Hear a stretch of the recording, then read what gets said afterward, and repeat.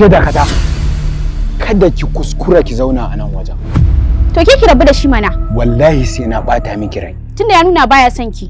Madadin abu ya bata min rai sai dai in ji na ƙara son ka. Wannan ai hauka da rashin lissafi dan Allah. Zaman munafunci nake an ga muku. Kuma kina ganin budurwarsa.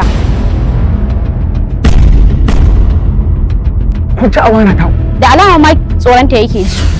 A yau din nan ba za ki sake kwana duniyar nan ba sai na kashe ki. Alaqa na ce alaƙarmu. Salo daban, yanayi daban-daban, lokaci daban, asalo na daban, alaka ta haɗa su. Ko Allah baka ji ba. Ni yanda kake da kaunar su. Haɗuwa suke da wannan cin kan Sahal hanya.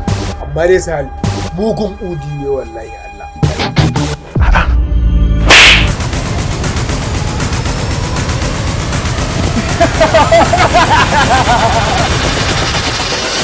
Alaƙarmu. Ba rabo da gani ba, samun madadinsa. Zainab. Dakata. MR Production Film ke gabatar muku da sabon shiri. Ka bani malaya ka tsaya kana kallo na kamar wacce ka fara gani yau. Babu soyayya tsakanin jinsin dan adam da kuma jinsin aljanna. Kamar ya.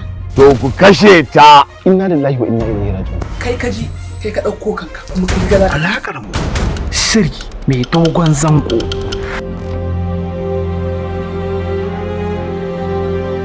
Ina hogar Islata.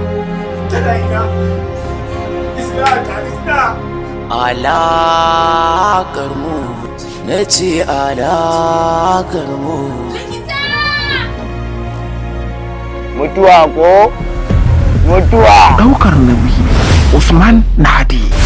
Ina hogar Islata. Ku fito min da Islata. Shiryawa Abdul Intelligent. Umarni Muttaka Laziyo. Islata ce ka tsin. Ina tafiya da ita sai. A YouTube channel ɗinmu mai suna M Arab da misalin ƙarfe 8 na dare duk ranar Asabar.